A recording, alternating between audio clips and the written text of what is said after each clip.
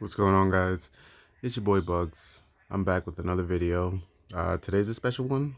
I am going to be showing you guys a deck profile that went X1 yesterday. 25-man locals, so pretty decent sized locals. I'm also doing a promotion for, honestly, one of my favorite people out there in the community, Joku D&D. This man blessed me with a care package to show you guys some of the work that he has coming in the future. Honestly, these custom cards are phenomenal. And, so I'm going to show you guys, if you're like me and you play locals a lot, sometimes you don't want to spend a bunch of money on blinged out decks. Some of these custom cards are really stylish. You can use them in legal events, which is unfortunate, but that's fine. Still really cool to look at, really cool cards. So before I get into the profile for the green purple Doflamingo deck that took me to an X1 finish, 4-1, I will start off by showing you some of this cool stuff that I received. Alright guys, so we are back with another Joku product opening slash deck profile, but we're gonna start off with this. Again, huge fan of this guy, really does some really good work. So packaging, I already pre-opened it, make our life a little easier. Let's see what we got. Sorry guys, hold on. Alright, so first off, we got the man, the myth, the legend, my boy, and the hope for red. We got Portuguese the Ace. Really cool looking card, guys. Joku does this really cool thing where he puts the leader effects on the actual case. So for the future, I can use this one when we get our ultimate deck 2 that has Ace, Luffy, Sabo. Really cool. Sorry, I'm just trying to see if I can open this up real quick. Alright, so yeah guys, here's the card. It looks really sick. Yeah, there we go. You need the light to see the details, man. I love the way he does these cards. It's like the 3D, like foiling almost. Such a cool card. Ace is definitely one of my favorite characters in the show. And, rest in peace to my little brother, Freddy. He actually went by the moniker Ace. So, this was a deck that I was really interested in. Of course, the whole brothers theme. And I'm looking forward to building a version of Ace you guys are going to see in the future. I'm going to call it the brothers version. We're getting a red Sabo. So, we'll be able to have Sabo, Luffy, and Ace all in the same deck. And that's going to be pretty cool. So, thank you, Joku. Really appreciate it, man. Really sick looking card. Next up, I'm going to go to the Don. He sent me this super sick Yamato Don. So this is a Don I think we're actually going to be getting, I think, for the 1-year anniversary. But man, this thing is nice. Honestly, like, the camera does not do it justice. I'm going to try to hit it with the light so you can see again. You guys see that? It's like 3D print, like a 3D foiling effect. Really gives the card nice texture. Such a beautiful card. Honestly, wish I had a playset. I'm probably going to end up just buying the other 9 from him just so I could have a set of these beauties. Really cool card. There's the back again. Kaizoku cards. Check out the website, kaizokucards.com. Oh, and it's actually serialized. So there's only a limited amount of these cards. So we got 620 on the back. He serializes some of his cards. Let's focus a little bit. There we go. Really cool. Really sick. Next up, for all my Boa Hancock lovers, we got this Boa Hancock and Seraphim Boa. Spoiler alert. Guys, if you're not caught up with the manga, what are you even doing? That is the source material. Catch up, read the manga. It is awesome. Love this card. Holy crap. Wow. And again, just really sick foiling. They're going to fight over the Luffy. See who's going to be the queen. Alright. Next up. Let's go with... I think we're going to go with you next. So we got a wanted Eustace Captain Kidd. This is actually Red Purple Kid, which is a version of the deck that I was really interested in exploring. Definitely feel like it's underexplored in Japan. The deck didn't really perform or do much over there, but honestly, I just think that's because we have just different mentalities than the Japanese players. And I have a feeling this deck is going to perform pretty well once we get the new support in the form of the 5-drop kid. That card just synergizes with this leader so much. Your turn, if you have 4 more life cards, give this leader minus 1k power. So on your turn, he's a 4k leader until you have 3 life, which is fine. That's no big deal. And then when attacking, you can don -1 and give this leader plus 2k. So if you want to do it early, you become 6k. The rest of the game, he is basically katakuri for a don -1, swinging 7 every turn, pressuring down your opponents. Really great card. And man, did Joku snap with these wanted cards. Holy crap. They look so sick. Bandai, if anybody from Bandai sees this, take notes. Hire this man, reach out to him, something. These cards are insane. Next up, we are going to go with his own custom take on a card. Obviously, this card's not real. It's not even an actual, like, a custom of a real card. This is the Pirate King himself, Gold D. Roger. Man, look at that. That card is sick looking. Rainbow leader, so you can use any colors you want. 9k power, 1 life. So basically, you have to hit this man twice if you want to end it. Because if you don't, and you let me get to 10 Dawn, it is game over. I am now the king of the pirates, aka I win the match. Dawn X2, deal 2 damage. Dawn X3, deal 3 damage. Overkill, definitely not necessary. Because if you get to 10 Dawn, you just win.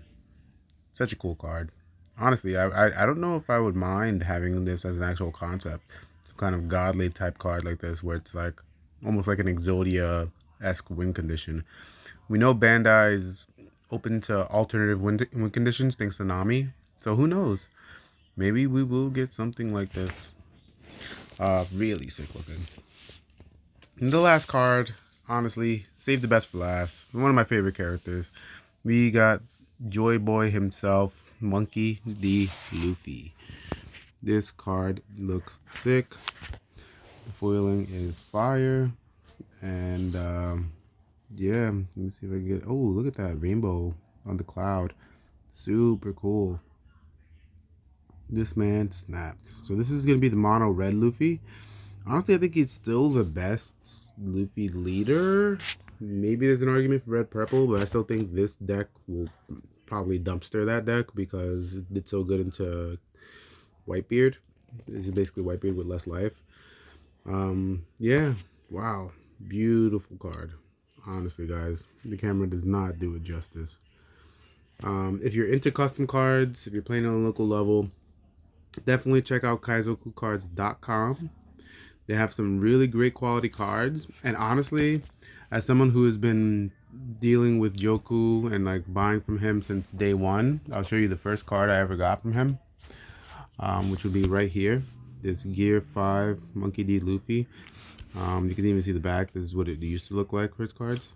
I was very happy with this product. But I will say his cards were more expensive back in the beginning. Now he's lowered them as far as price goes, but the quality is still immaculate. So now more than ever, I think if you wanted some cool looking custom cards to just bring to locals and just have fun, you know, if you're all about aesthetics like me, you know, definitely check out his website, kaizokucards.com.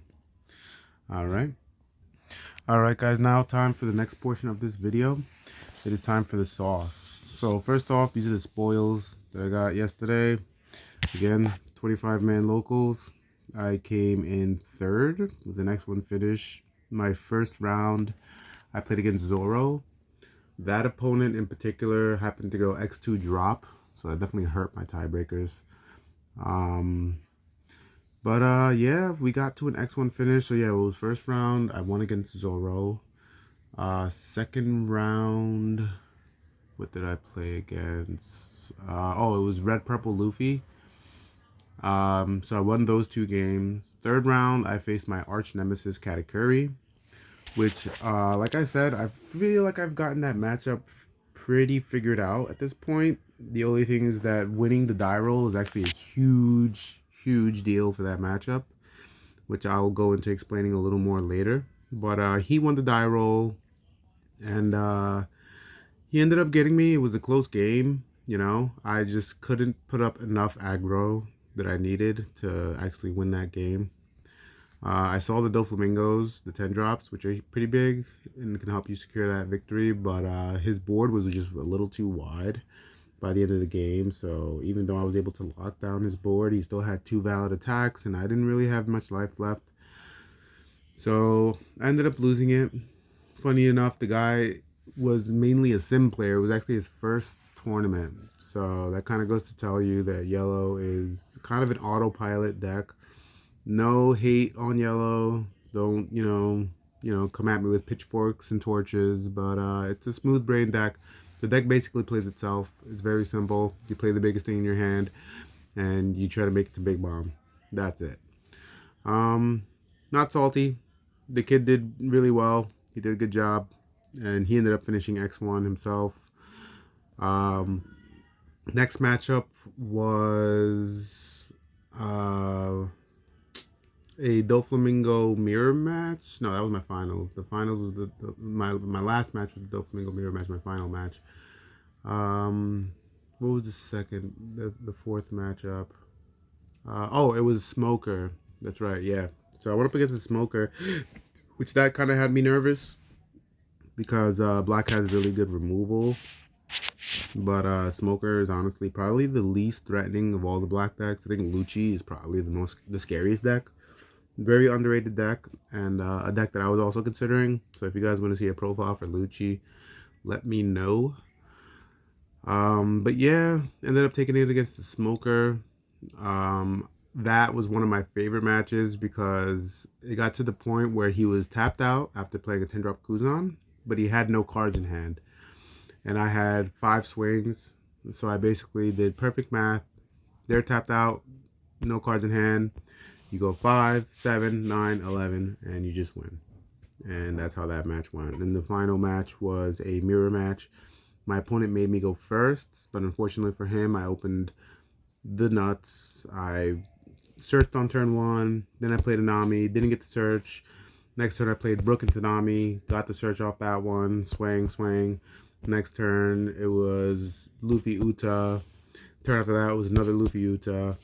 And I just had so much aggression on the board, and everything was turning sideways at all points, including my blockers, because I felt totally safe and comfortable. And basically, in the mirror match, it becomes a race to the finish line. And yeah, I just happened to get there. So, just another note. I have been playing this more aggressive version of Doflamingo even before the ban list and stuff. Shout out to Awaken TCG for taking that regional down. His list was interesting. I was never really a fan of the 4-drop vanilla though, but his strategy was pretty sound, and the guy's really good. You should check out his channel. Anyway, with that being said, let's get into this deck. Alright, so I'm going to open up with some of the lower cost cards, but also basically just our 2K counters.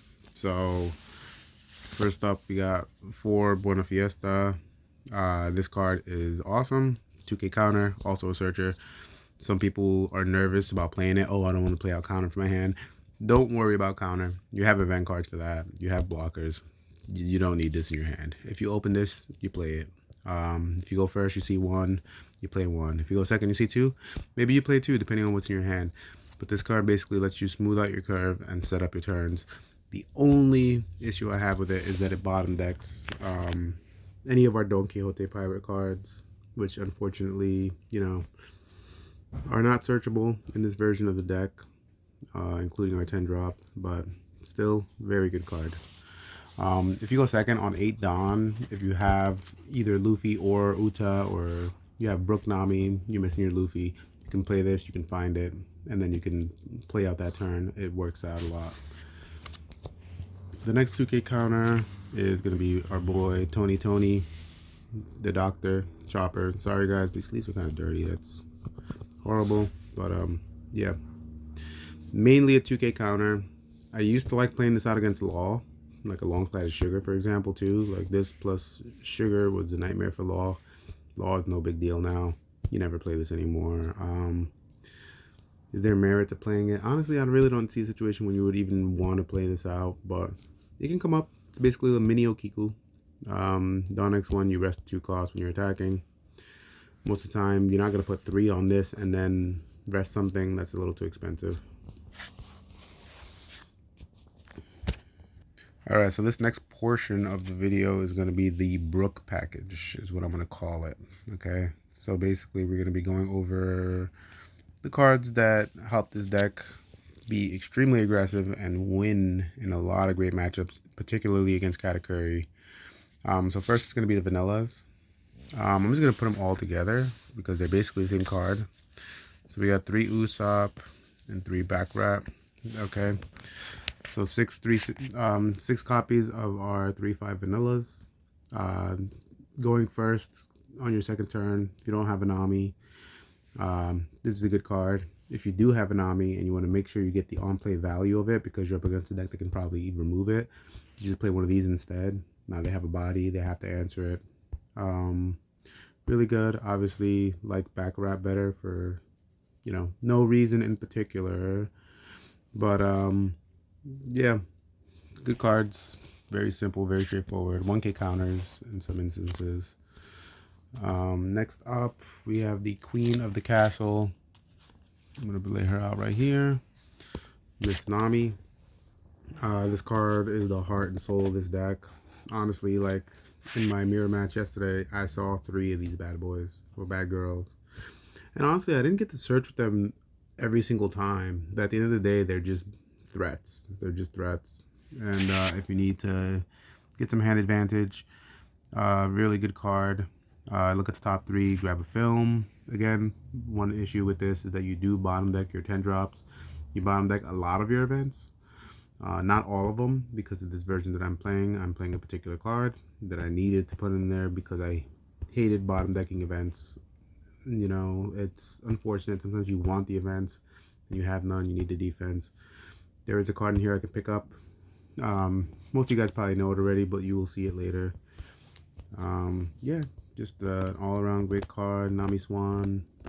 Free red Nami. She didn't deserve it. Next up, we got Brook. Again, another MVP of this deck.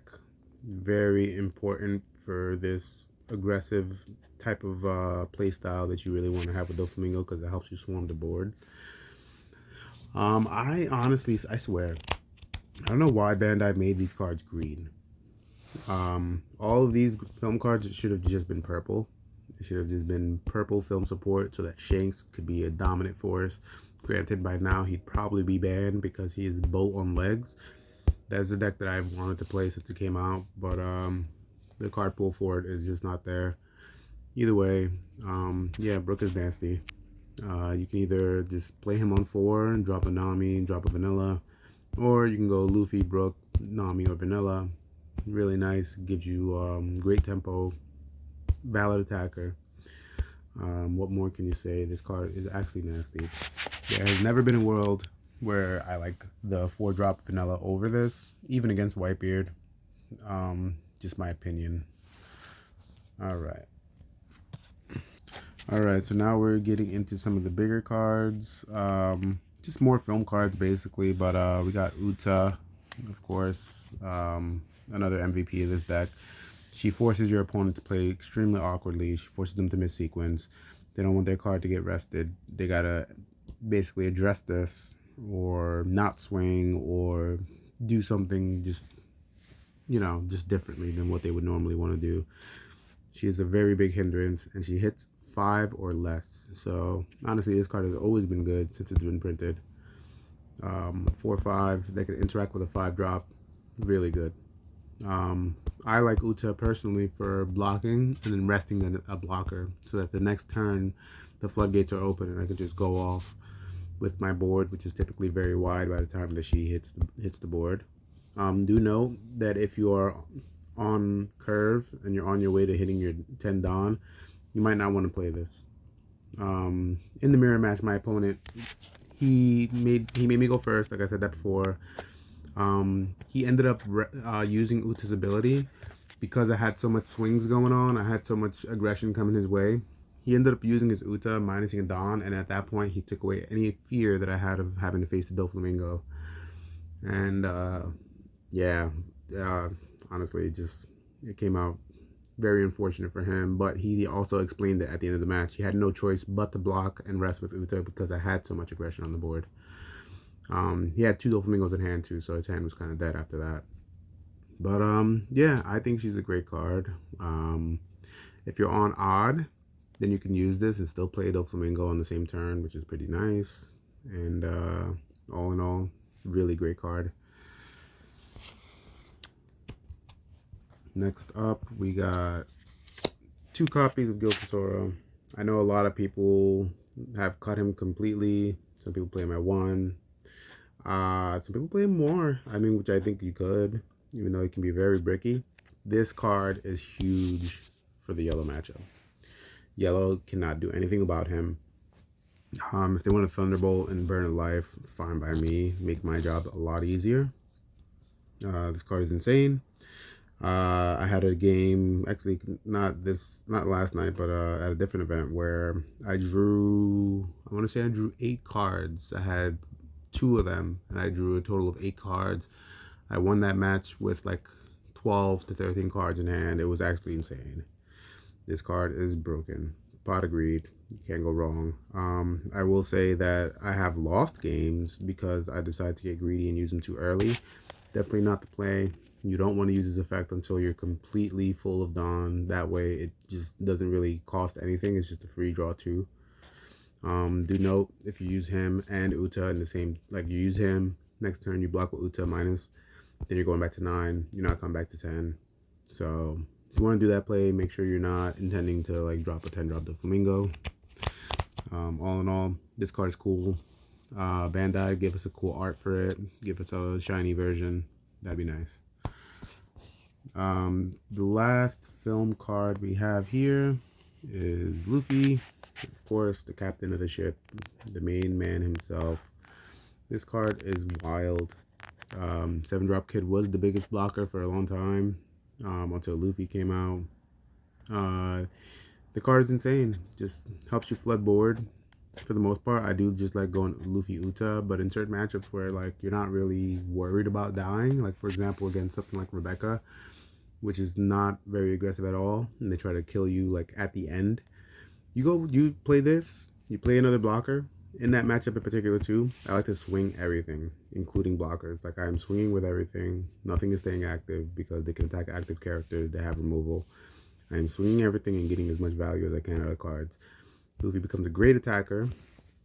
And, when we get the starter deck 11, we will get a green Uta that basically does what the Bartolomeo does. I know it's been hard for a lot of people. I personally wasn't able to get any.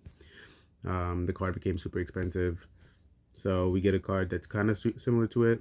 But also we have little tricks like Spiderweb to basically restand him, get double blocks.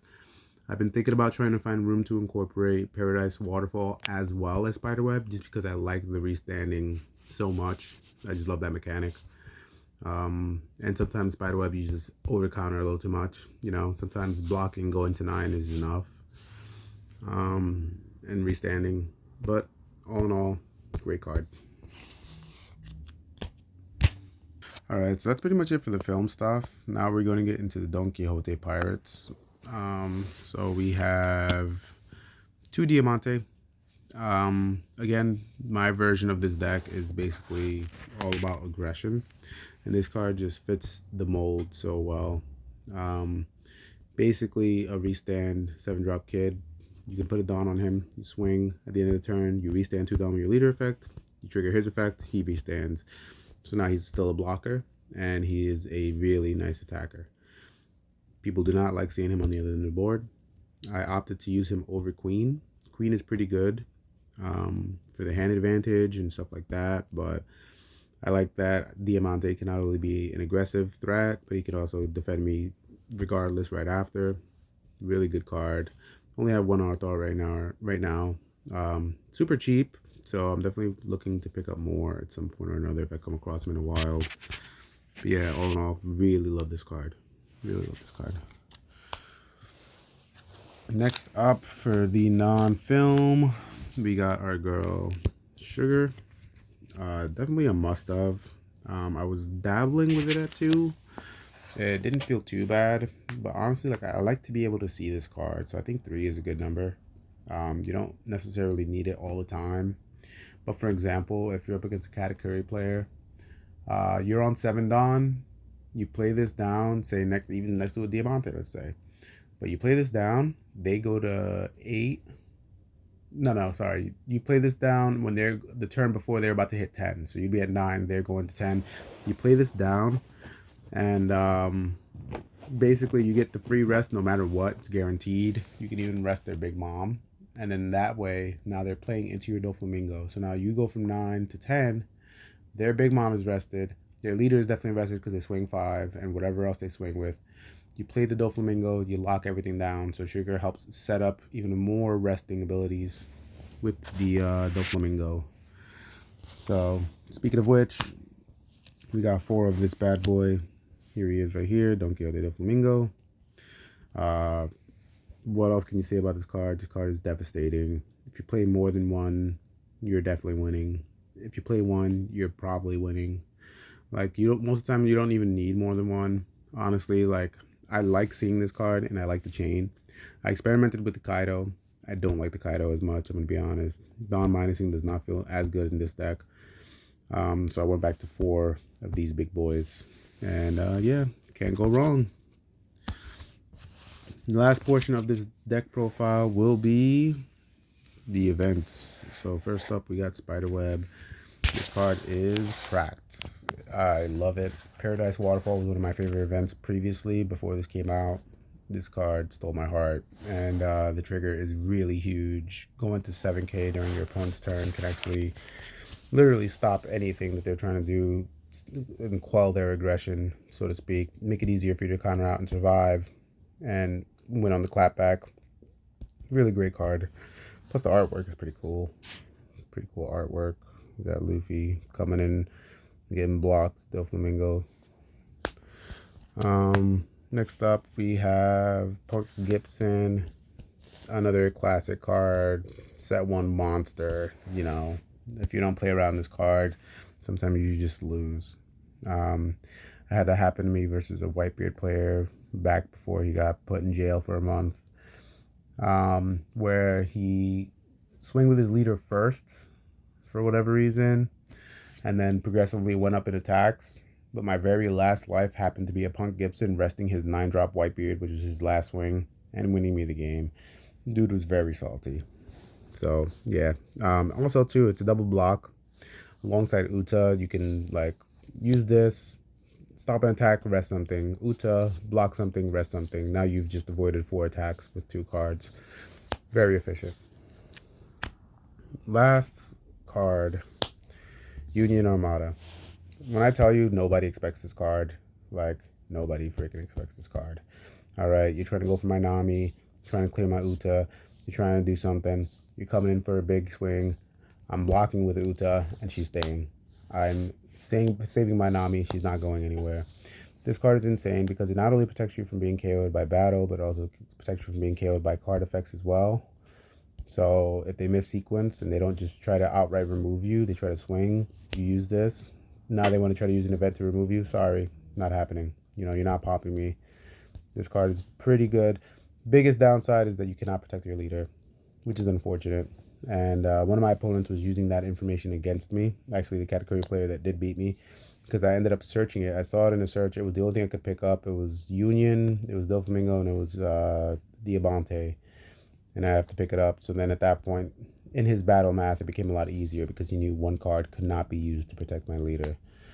All in all, though, I think the card is good. Would I play more? Maybe. I don't know. This deck is kind of, I just don't know what to cut, to be honest. I only have 10 events. I want to go up to 12, but we will see. Anyway, guys, that's it for me. That is my Don Quixote Doflamingo deck profile. Again, shout out to Joku. You're the man. I appreciate you and all the work that you do for the community. Check out his channel. Does really cool box opening, case openings. Follow Kaizoku Cards on Instagram. Check out their website. And yeah, going to locals tonight. So let's see. I don't know if I play Doflamingo. Maybe I play Kaido again. Maybe I bring out Crocodile. I don't know. We're going to see. But anyway, guys, have a good one. Peace out.